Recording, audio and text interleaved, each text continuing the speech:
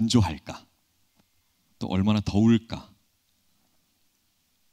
얼마나 끝이 보이지 않고 막막해 보일까? 거기서 어떻게 살아갈 수 있을까? 사막에 대한 우리의 이미지는 그렇게 긍정적인 이미지는 아닙니다. 그런데 우리 주위에 그런 심령으로 사막처럼 살아가는 사람들이 있습니다. 메마르고 황량한 들판처럼 그렇게 살아가는 인생들이 너무나도 많이 있습니다. 짧은 인생을 살아가는데요, 이런 사람들보다 더 불행한 사람들이 있을까요? 그런데 놀라운 사실은 아무리 그곳이 삭막한 사막이라고 할지라도 그곳에 비가 내린다면 상황은 전혀 달라진다는 것입니다. 예전에 어떤 사진을 하나 본 적이 있는데요. 중앙아메리카였나요? 아무튼 아메리카 대륙 쪽에 있던 사막이었는데 가끔 비가 내린답니다. 그런데 한번 기후 이상으로 폭우가 쏟아졌는데 거기에 꽃들이 자라나기 시작했답니다. 모든 식물이 죽어가던 황량한 사막이라도 비가 내리면 그곳에 생명이 살아 움직이기 시작합니다. 마찬가지로 우리의 심령이 아무리 메마르고 황량하다고 할지라도 그 심령에 하나님의 영이신 그 성령의 비만 내린다면 그 심령을 가진 사람에게도 변화가 나타날 것입니다. 어떤 생명이든 하나님이 주시는 그 성령의 기름 부으심을 경험하기만 하면 그의 인생은 완전히 달라질 것입니다. 죽어가던 심령에 생기가 돌기 시작할 것입니다. 그런 의미에서 하나님께 속한 백성들에게서 가장 위대한 체험이 있다면 그것은 하나님의 영광이 임하는 것을 체험하는 것입니다. 반대로 하나님의 백성들이 겪을 수 있는 가장 비극적인 일이 있다면 그것은 그에게서 하나님의 영광이 떠나는 것입니다. 이스라엘 백성들이 이집트에서 400년간 노예 생활을 했습니다. 그리고 그 노예 생활을 뒤로 하고 하나님의 은혜로 출애굽해서 약속의 땅으로 가게 됩니다. 그런데 그들이 시내 광야에 머무는 동안에 시내 산으로 올라갔던 모세가 시간이 지나도 내려오지 않았습니다. 기다리다 지친 이스라엘 백성들이 금송아지를 만들어서 우상을 숭배하고 하나님을 떠나는 죄를 범하게 됩니다. 그들의 모습을 보시고 진노하신 하나님께서 모세에게 이렇게 말씀하십니다. 나는 너희와 함께 올라가지 않겠다. 한마디로 말해서 하나님께서 이스라엘 백성들과 동행하시지 않겠다는 것입니다. 그때 모세가 하나님 앞에 나아가서 엎드려서 깊이 슬퍼하는 가운데 이렇게 기도를 합니다. 출애굽기 33장 18절 말씀인데요. 모세가 이르되 원하건대 주의 영광을 내게 보이소서. 지금 모세가 두려워하고 있는 것이 무엇인가요? 자신에게서 하나님의 영광이 떠나가는 것입니다. 이스라엘 백성들 가운데서 하나님의 영광이 떠나가는 것입니다. 그래서 그는 하나님 앞에 엎드려 기도하면서 우리와 동행해 주시기를 간절히 요청하고 있는 것입니다. 하나님의 영광의 광채를 계속해서 우리에게 보여달라는 것입니다. 우리가 이 모세의 고백에서 깨닫게 되는 것은 인생에서 경험할 수 있는 가장 큰 비극은 하나님의 영광이 떠나가는 것입니다. 사무엘상에 보시면 엘리 제사장이 나옵니다. 제사장이었습니다. 하지만 자신의 자녀들만큼은 제대로 살피지 못했습니다. 엘리의 자녀들은 하나님을 알지도 못했을 뿐만 아니라 성전에서 하지 말라는 짓들만 골라서 했습니다. 그리고 하나님의 임재를 상징하는 그 법궤마저도 블레셋에게 빼앗기는 실수를 하게 됩니다. 그렇게 엘리 제사장은요, 하나님의 법궤가 빼앗겼다는 소식을 듣고 의자에서 뒤로 넘어져서 목이 부러져서 죽게 됩니다. 그리고 이 비극적인 상황에서 하나님께서는 사무엘상 4장 21절 22절에서 이렇게 말씀하십니다. 이르기를 영광이 이스라엘에서 떠났다 하고 아이 이름을 이가봇이라 하였으니 하나님의 궤가 빼앗겼고 그의 시아버지와 남편이 죽었기 때문이며, 또 이르기를 하나님의 궤를 빼앗겼으므로 영광이 이스라엘에서 떠났다 하였더라. 하나님을 알지 못하고 하나님을 두려워하지 않았던 엘리의 그 두 아들이 블레셋과의 전쟁에서 죽고 아버지 엘리도 그 소식을 듣고 죽습니다. 이런 비극적인 가정을 향해서 하나님은 이렇게 선언하십니다. 하나님의 영광이 떠났다. 그렇다면 여호와의 영광이 떠나면 어떻게 되는 걸까요? 사무엘상 16장 14절에 보시면 하나님의 영광이 떠난 한 인생의 비참한 모습이 나옵니다. 여호와의 영이 사울에게서 떠나고 여호와께서 부리시는 악령이 그를 번뇌하게 한지라. 여호와의 영이 사울에게서 떠났다고 말합니다. 하나님의 임재가 그에게서 떠났다는 것입니다. 그 결과로 악한 영이 그를 괴롭혔다라고 말합니다. 그에게서 하나님의 영광이 떠나가니까 악한 영이 찾아와서 그를 번뇌하게 했습니다. 그리고 결국에 그는 블레셋과의 전투에서 길보아 땅에서 자녀들과 함께 죽는 최후를 맞이합니다. 이렇게 하나님의 영광의 임재가 얼마나 중요한 것인가를 이 사울의 곁에서 가장 주위에서 가장 생생하게 체험했던 사람이 있었습니다. 바로 다윗입니다. 다윗은 하나님이 함께 하신다는 그 사실이 얼마나 중요한 것인가, 그것을 뼈저리게 깨닫습니다. 그래서 그는 하나님을 자신의 목자로 삼고요, 평생을 그렇게 살았습니다. 그런데 어쨌든 그 다윗 왕도 한 명의 연약한 인간이었습니다. 훗날 밧세바와 간통을 하고요, 우리아를 죽게 만드는 그런 끔찍한 죄를 짓게 됩니다.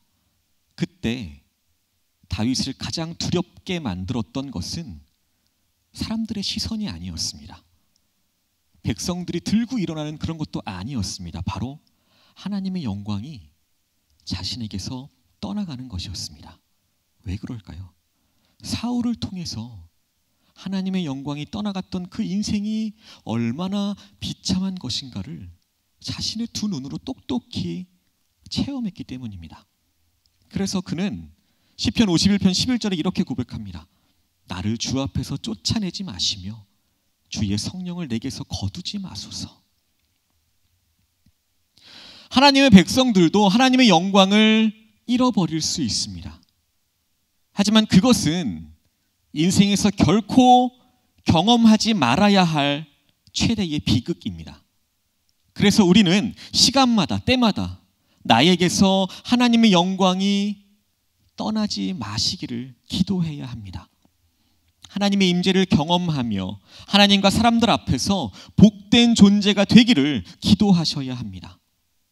하나님의 영광이 떠나가 버린 인생은 다 끝난 것입니다. 그의 인생은 생명이 죽어가는, 생기가 없는 황량한 사막과도 같은 것입니다. 그렇다면 하나님의 피조물로 지음을 받은 우리 인생이 이 땅을 살아가면서 누릴 수 있는 가장 큰 복은 무엇일까요?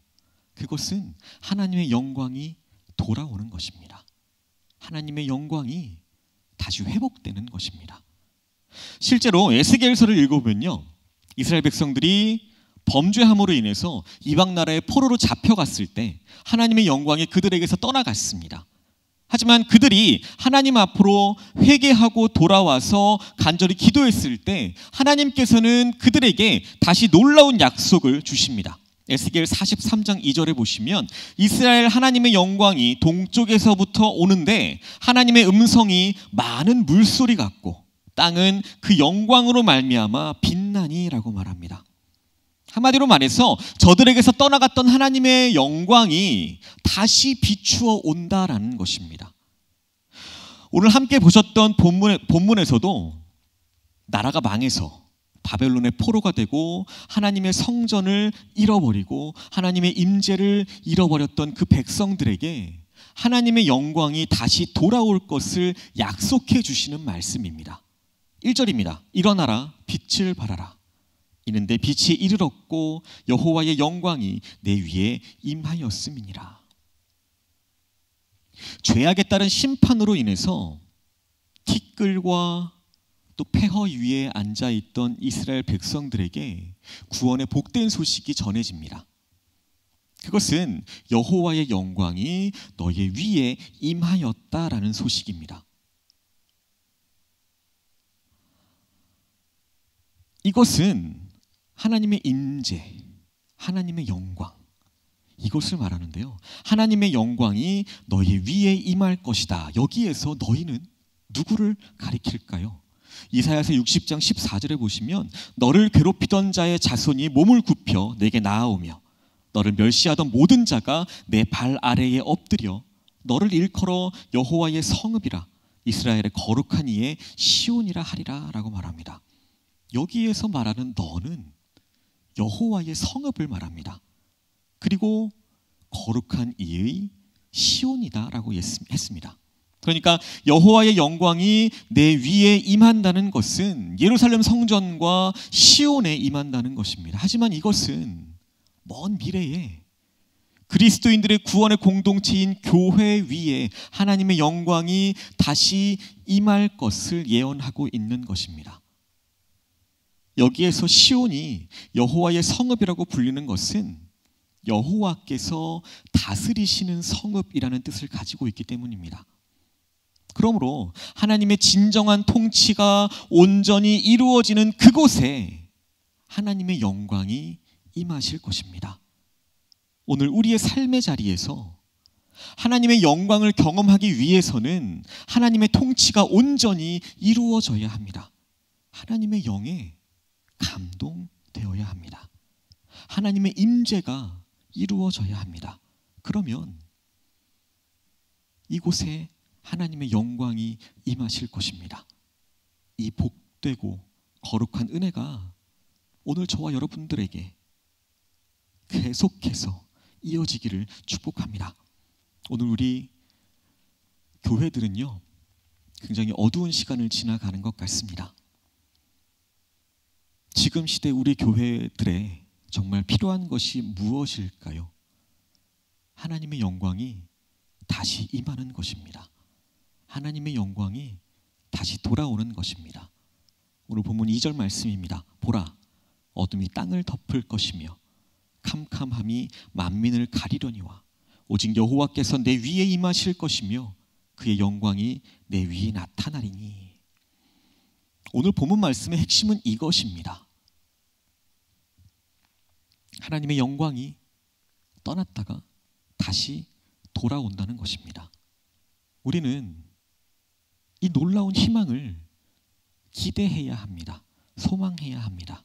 우리가 다시 한번 하나님의 임재를 경험하고 그분의 절대적인 능력에 붙잡히게 되는 그날을 사모해야 합니다. 전능하신 그분의 임재 앞으로 나아가서 위로부터 주어지는 성령의 기름 부으심을 위해서 기도하셔야 합니다.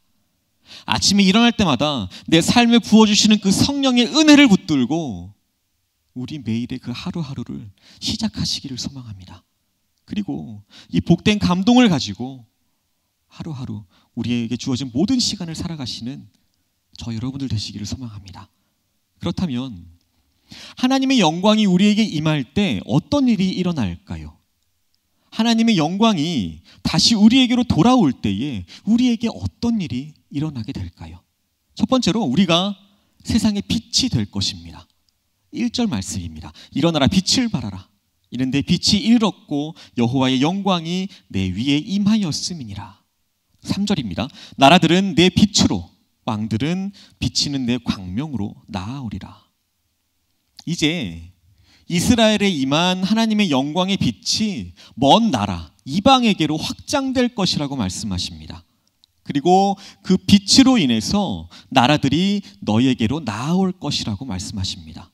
이것은 반대로 이제 하나님의 공동체가 나라를 향해서, 열방을 향해서 그 거룩한 영향력을 끼치게 될 것을 예언하고 있는 것입니다. 하나님의 영광이 우리들에게 임하게 될 때 그와 같은 놀라운 일들이 일어나게 된다는 것입니다. 우리는 원래 빛이 없었습니다. 우리는 빛을 알지도 못했습니다. 어두움 속에 살고 있었습니다. 하지만 어느 날 우리는 빛을 만났습니다. 우리에게 찾아오신 예수 그리스도, 그분이 바로 빛이십니다. 이 사실을 예수님께서는 요한복음 8장 12절에서 이렇게 말씀하십니다. 예수께서 또 말씀하여 이르시되 나는 세상의 빛이니 나를 따르는 자는 어둠에 다니지 아니하고 생명의 빛을 얻으리라. 예수님 그분만이 생명의 빛이십니다. 그런데 우리가 그분을 만났습니다. 그리고 그분을 따라갑니다. 그래서 저와 여러분들도 그 빛을 얻게 되었습니다. 우리는 원래는 빛이 아니었습니다. 빛이신 예수님을 만나고 그분으로 인해서 이제 우리도 빛을 발하게 되었습니다. 그래서 예수님께서는 마태복음 5장 14절에서 제자들을 향해서 이렇게 말씀하십니다. 너희는 세상의 빛이라. 또 바울은 빛의 자녀된 우리들을 향해서 에베소서 5장 8절에 이렇게 권면합니다. 너희가 전에는 어둠이더니 이제는 주 안에서 빛이라. 빛의 자녀들처럼 행하라. 우리가 이전에는 어두움 속에서 살았습니다. 하지만 이제는 예수 그리스도를 우리의 구주로, 우리의 주인으로 영접하고 그분이 주시는 빛으로 말미암아서 우리가 살아갑니다. 그러므로 우리는 마땅히 빛의 자녀들처럼 살아가야 합니다.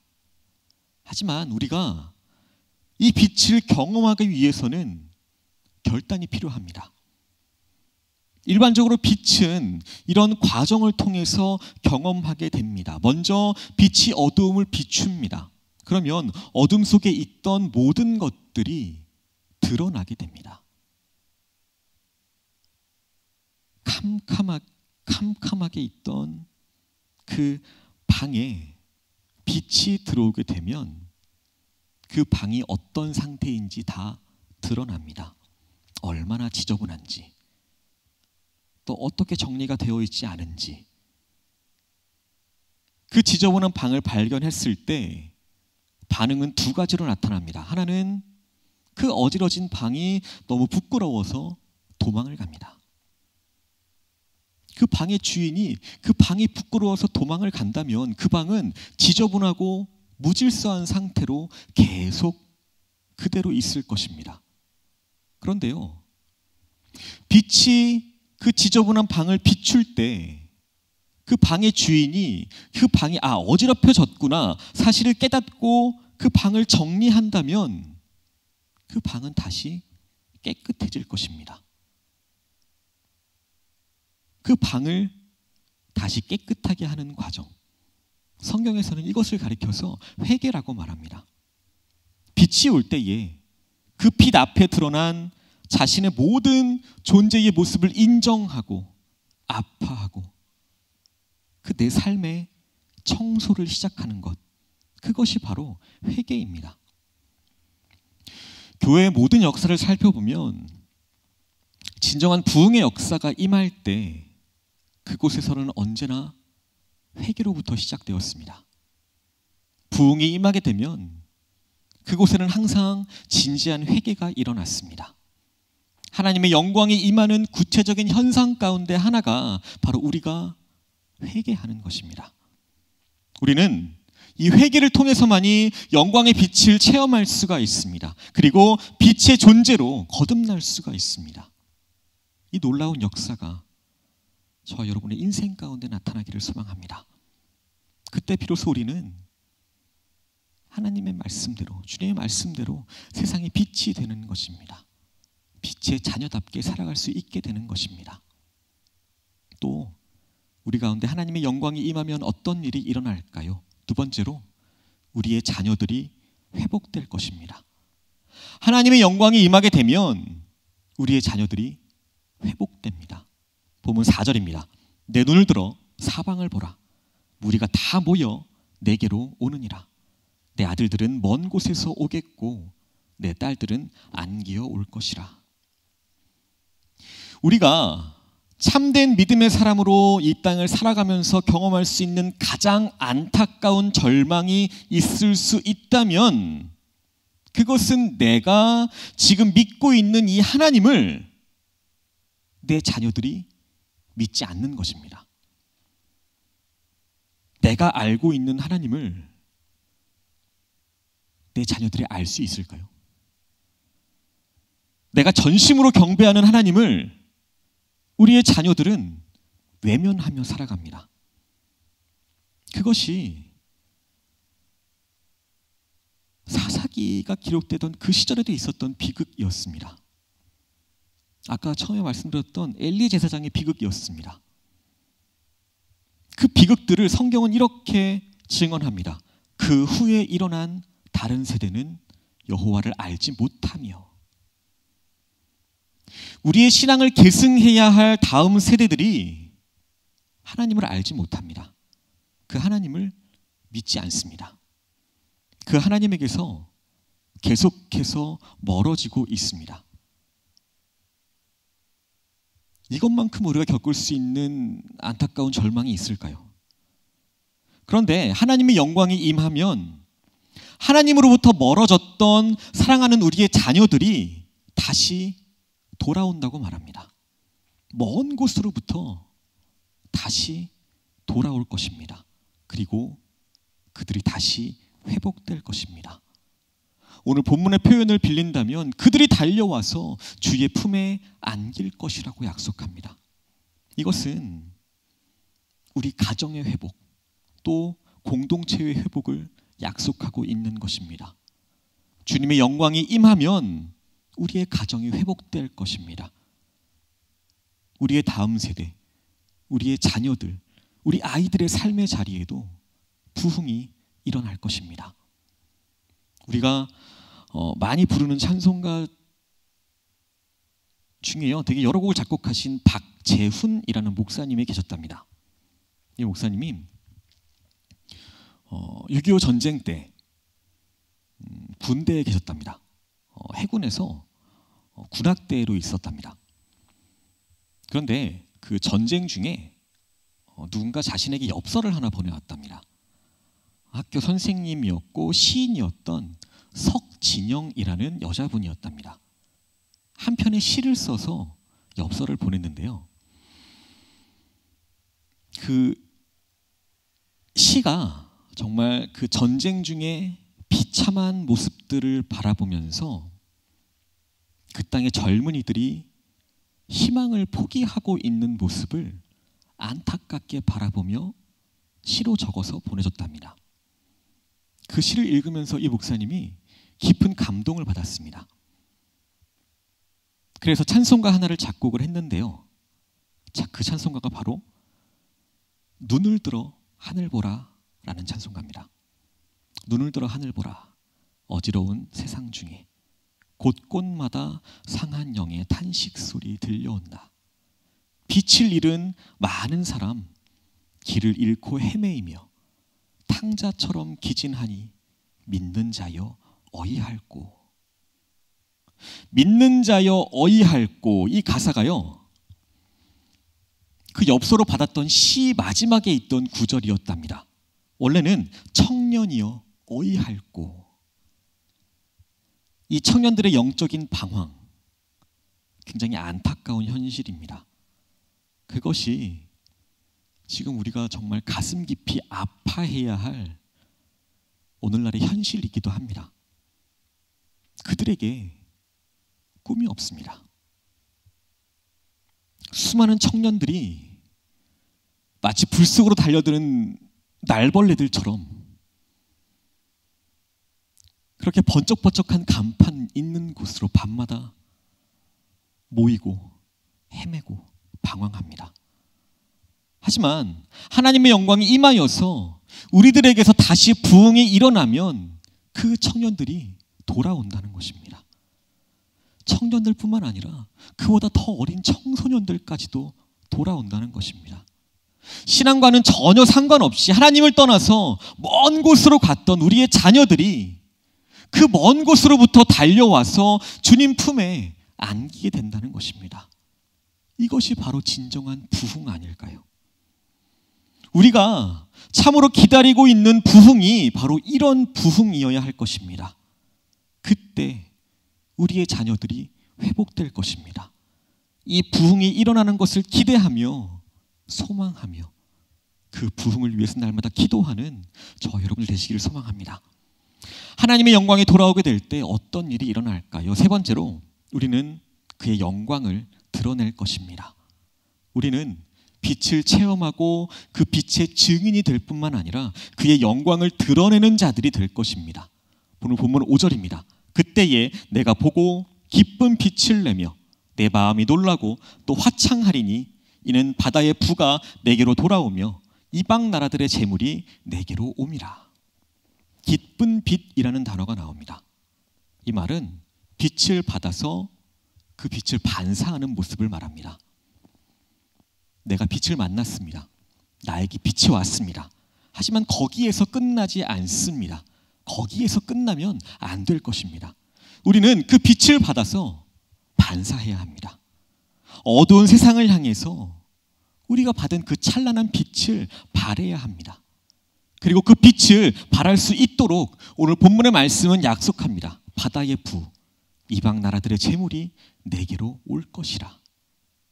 그러니까 물질적인 부요, 재정적인 부요함이 우리에게 임함으로 말미암아서 우리가 그 빛을 드러내는 놀라운 삶을 살게 될 것을 예언하는 것입니다. 오해하지 말아야 될 게 있는데요. 우리가 예수를 믿는다고 해서 모든 사람들이 다 부자가 되는 것은 아닙니다. 하지만 어떤 사람에게는 하나님께서 물질적인 부를 부어주십니다. 그리고 그 부는 자신의 이기심을 위한 것이 아니라 하나님의 영광을 드러내는 도구가 될 수 있어야 합니다. 그들에게 이 부요가 임할 때 이 부요는 하나님의 영광을 드러내는 그 놀라운 사명을 감당하기 위한 복인 것입니다. 그런데 그렇게 복을 받은 사람들이 하나님의 영광을 드러내기보다 자신의 그 이기심을 드러내기 위해서 물질들을 사용하기도 합니다. 그러면 어떻게 될까요? 그것을 허락하셨던 하나님께서 다시 거두어 가신다는 것입니다.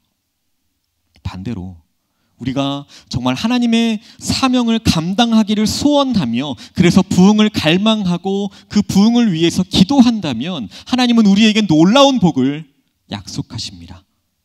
지극히 미약하여서 아무것도 아닌 우리들, 약한 자로 살아갈 수밖에 없었던 그런 우리들, 작은 자로 겉으로 드러나지 않은 그런 인생을 살아갈 수밖에 없었던 우리들, 패배자처럼 그렇게 손해보며 살아갈 수밖에 없었던 우리들을 향해서 이사야 선지자는요, 오늘 본문 22절에서 이렇게 말씀합니다. 그 작은 자가 천명을 이루겠고 그 약한 자가 강국을 이룰 것이라. 때가 되면 나 여호와가 속히 이루리라. 하나님의 영광이 임할 때 그 공동체는 가장 보잘것없는 작은 자가 천명을 이루는 강한 공동체가 될 것입니다. 하나님의 임재를 경험한 사람은 결코 작은 자가 아닙니다. 그는 하나님과 함께하는 사람입니다. 전능하신 하나님의 손에 붙들린 사람입니다. 그로 인해서 약한 자가 강국을 이루게 될 것입니다. 하나님의 영광이 떠나가지 않기를 기도하시기 소망합니다. 순간순간마다 하나님의 임재의 감동이 느껴지기를 위해서 기도하시기를 소망합니다. 내 삶에서 전혀 의도하지 않았던 어떤 고난이나 고통도 하나님의 영광이 임하게 되면 그것이 무엇이든 넉넉히 이길 것입니다. 하나님의 능력을 붙들고 증인된 그 삶을 믿지 않는 자들에게 증거하게 될 것입니다. 하나님의 임재를 경험한 사람들만이 제대로 된 가정을 세울 수 있습니다. 제대로 된 교회를 세울 수 있습니다. 그리고 이 땅을 변화시킬 수 있습니다. 그러기 위해서 우리의 눈을 들어서 주님의 영광을 보아야 합니다. 주의 빛난 영광이 온 땅과 온 하늘을 덮는 그날을 위해서 우리는 기도해야 합니다. 지금 우리 앞에 아무리 힘든 현실이 있다고 할지라도, 또 사람들로 인해서 그 관계들이 힘들고 어렵다고 할지라도, 우리는 현실과 싸우려는 것이 아니라 하나님의 임재 안으로 들어가야 할 것입니다. 그리고 우리의 그 수많은 믿음의 선배들이 만났던 예수 그리스도, 그들이 마음에 품었던 복음을 품고 기도하시기를 소망합니다. 그럴 때 역사의 현장 속에서 일어났던 부흥이 오늘 우리 가정에서도 일어날 것입니다. 우리 교회에서도 일어날 것입니다. 그리고 그 부흥을 경험한 우리를 통해서 이 땅에서도 다시 한번 부흥의 역사를 보게 될 것입니다. 이것을 소망하신다면 하나님, 우리에게도 부흥을 주시옵소서. 우리 가정에도 부흥을 주시고 우리 교회에도 부흥을 주시옵소서. 날마다 기도하시기를 소망합니다. 그래서 오늘 우리가 속한 이 시대에 하나님의 영광을 경험하고 체험하는, 또 우리의 눈을 들어 그것을 바라보게 되기를 예수님의 이름으로 소망하고 축복합니다.